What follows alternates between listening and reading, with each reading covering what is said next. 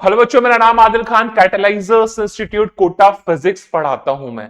आज आपके सामने लेके आया हूं जेई एडवांस 2026 2026 का इलेक्ट्रोस्टैटिक्स का भी इसी साल का पीवाईक्यू।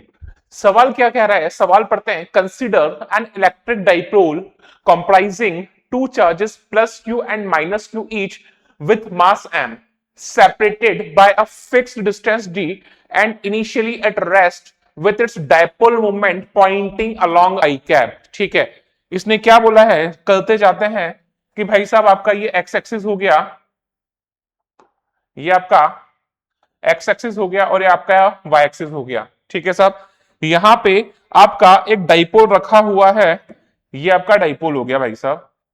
एक्स एक्सिस के डाइपोल है और यहां पर माइनस क्यू चार्ज है और इधर जो है प्लस क्यू चार्ज है। ये डिस्टेंस मैंने d बाई टू बोल दी, तो ये डिस्टेंस भी जो हो जाएगी वो कितनी हो जाएगी, d बाई टू। इसने क्या बोला है, इसका जो डायपोल मूवमेंट है वो आई कैप के अलोंग है, तो यानी मैंने माइनस इधर ले लिया प्लस उधर ले लिया। आगे बात समझ में? ठीक है, आगे क्या बोल रहा है कि इलेक्ट्रिक फील्ड है, a uniform electric field E J cap is turn on at time t is equal to 0 and it is turned off at t is equal to tf। ठीक है, एक इलेक्ट्रिक फील्ड स्टार्ट किया है t is equal to 0 पर ई जे cap, जिसका magnitude ई है और जे cap यानी वाई एक्सिस के अलोंग है। ठीक है, जब t is equal to 0 पे स्टार्ट किया और tf जब टाइम हो गया तो इसको मैंने बंद कर दिया है।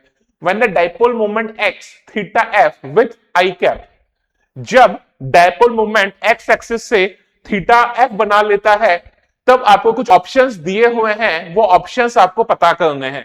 ध्यान से देखिए क्या कर रहा है सवाल। बाकी जो इलेक्ट्रिक फील्ड का डायरेक्शन है वो वाई एक्सिस के अलोंग है, तो हमें पता है यहां पे हर जगह जो इलेक्ट्रिक फील्ड रहने वाला है वो कैसे रहने वाला है। हर जगह जो इलेक्ट्रिक फील्ड रहने वाला है वो ऐसे नीचे से ऊपर रहने वाला है। पक्की बातें, वाई एक्सिस के अलोंग। ठीक है, चलिए अब चीजें करते जाते हैं, सॉल्व करते जाते हैं। क्या बोला है, the center of mass of the dipole is deflected towards j cap in the presence of field। यार ये चीज तो बोर्ड्स वाला बच्चा भी अपने नोट्स में लिखा होता है कि अगर इलेक्ट्रिक फील्ड यूनिफॉर्म होता है तो सिर्फ रोटेशन मोशन होता है, ट्रांसलेशन मोशन नहीं होता। उसका रीजन हम लोग को पता है।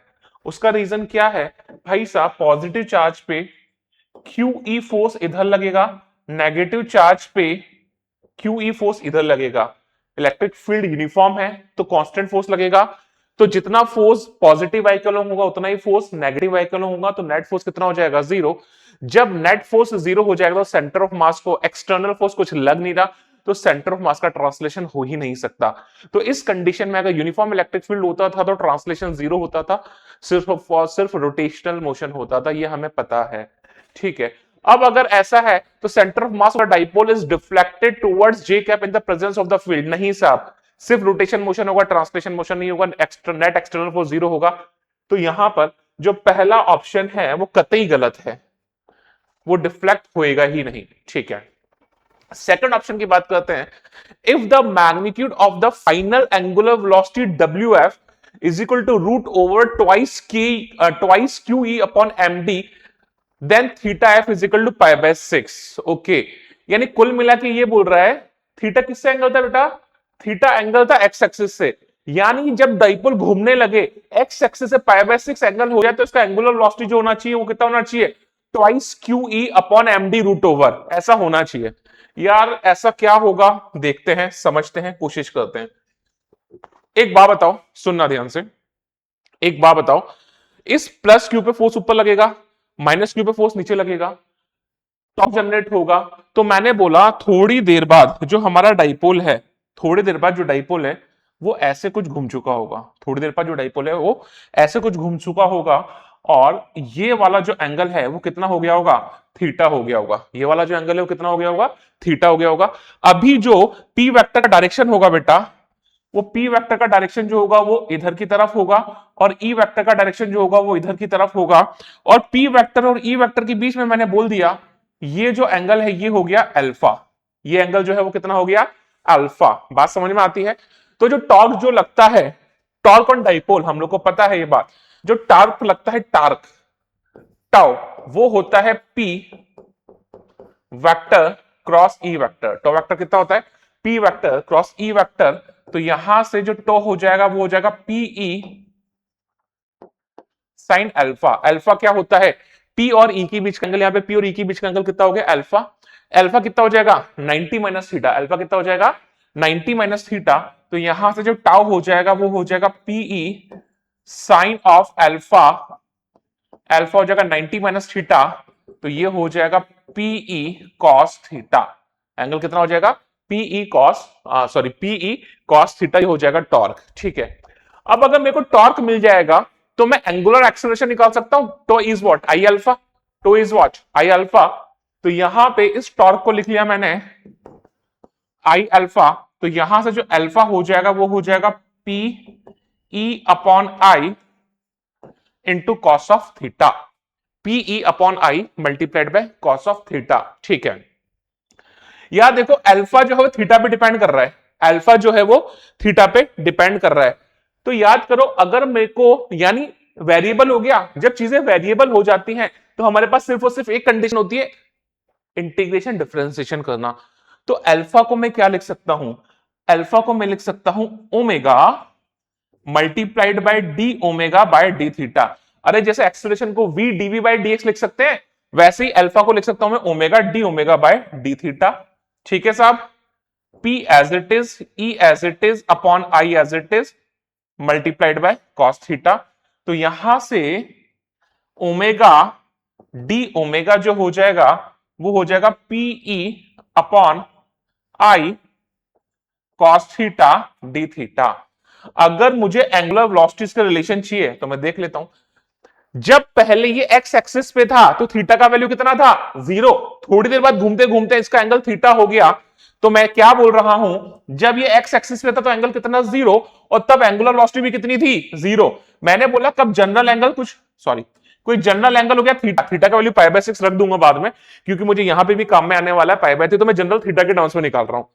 तो मैंने बोला जब जनरल एंगल हो गया थीटा तो ओमेगा का वैल्यू मैंने बोल दिया ओमेगा हो गया। आगे बात समझ में। अब ये होने के बाद ध्यान समझिएगा, ठीक है, ये होने के बाद ओमेगा का integration omega square by 2, omega का इंटीग्रेशन कितना हो जाएगा omega square by 2 upper limit minus lower limit, बहुत ही अच्छी बात है, is equal to P E dipole moment. P क्या होता है क्यू इंटू डी, दोनों के बीच का डिस्टेंस कितना है, दोनों के बीच का डिस्टेंस है डी दिया हुआ था शायद कहीं पे, प्लस क्यू सेपरेट है फिक्स डिस्टेंस डी।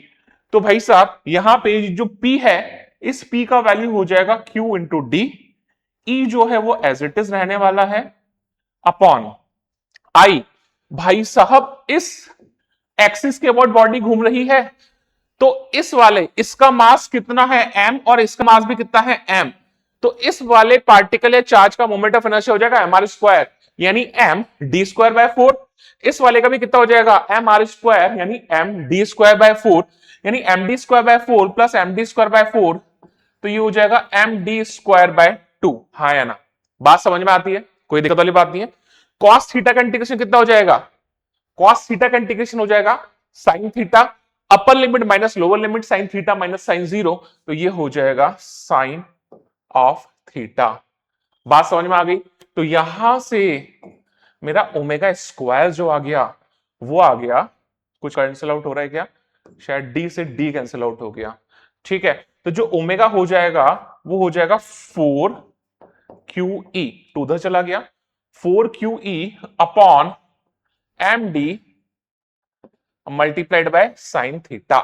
बात समझ में आ गई, मल्टीप्लाइड बाय साइन थीटा। तो बी ऑप्शन अब चेक कर लेते हैं, अगर थीटा π/6 है, क्या बोला इसने थीटा π/6 यानी 30 डिग्री, तो ओमेगा का वैल्यू कितना होना चाहिए वो देख लेते हैं। तो ध्यान से समझिएगा, इफ थीटा इज π/6, थीटा का वैल्यू π/6 डाल दो तो साइन 30 कितना होता है 1/2, 2 से 2 कट गया, तो जो ओमेगा हो जाएगा वो होगा root over twice QE upon M D. कितना हो जाएगा omega root over twice QE upon M D. तो यस, इसका बी ऑप्शन सही है। सी ऑप्शन देख लेते हैं, सी ऑप्शन क्या बोल रहा है, if theta final is equal to π/3 then change in kinetic energy of the dipole is given by this. Okay, यानी मैं theta is equal to 60 degree पर ओमेगा निकाल लूं तो मेरे पास वहां पे काइनेटिक एनर्जी आ जाएगी, और इनिशियल तो रेस्ट में था, तो इनिशियल काइनेटिक एनर्जी कितनी हो जाएगी, 0। तो यहां पे मैं क्या कर रहा हूं, at theta is equal to pi by 3, theta is equal to कितना है, theta is equal to pi by 3 sine 60, sine 60 कितना हो जाएगा, साइन 60 हो जाएगा, ठीक है। तो वहां पे जो काइनेटिक एनर्जी आ जाएगी वो जाएगी हाफ ऑफ आई, आई कितना था बेटा, काइनेटिक एनर्जी कितनी होती है, half of I omega square होती है ना भाई। तो भाई साहब यहां पर ये हो गया हाफ, आई जो हो जाएगा वो हो जाएगा M D square by 2, omega square ये रहा, बस थीटा का वैल्यू मेरे को पाई बाय 3 रखना है, तो ये हो जाएगा 4 Q E by M D, 4 Q E by M D, और साइन कितना है 60, साइन 60 कितना हो जाएगा भाई साहब, √3/2। तो क्या क्या कट गया भाई साहब, ये 2 2 जा 4 कैंसिल आउट हो गया, एम डी कैंसिल आउट हो गया, तो कितना बचा, √3/2 QED। तो आंसर जो आ गया वो कितना आ गया, √3/2 QED। आंसर में क्या है, √3, अरे वहां आंसर में तो 2√3 QED है, और जो आंसर आ रहा है वो कितना है, √3/2 QED। यानी ये ऑप्शन जो है वो गलत है, ये ऑप्शन जो है वो गलत है, क्योंकि जो फाइनल आंसर है वो कितना आ रहा है हमारा, चेंज इन काइनेटिक एनर्जी जो आ रहा है वो आ रहा है √3/2 QED। लास्ट ऑप्शन क्या बोल रहा है, theta F is equal to pi by 4, ठीक है। The dipole rotates its centre of mass with a constant angular velocity after T is greater than T F, okay. यानी जब थीटा एफ पाई बाय 4 है तब टाइम हुआ था TF, यानी theta F 45 degree हो गया जब टाइम हो गया टीएफ, और टीएफ के बाद इसने क्या बोला है, at T is equal to T F electric field switch off कर दिया। इलेक्ट्रिक फील्ड स्विच ऑफ कर दिया तो भैया डाइपोल पे कोई फोर्स लगेगा नहीं, यानी टॉर्क फोर्स नहीं लग रहा, फोर्स तो नेट फोर्स तो 0 था, बट दोनों चार्जेस में जो फोर्स लग रहा था, जो टॉर्क जनरेट कर रहा था, तो टॉर्क 0 हो जाएगा।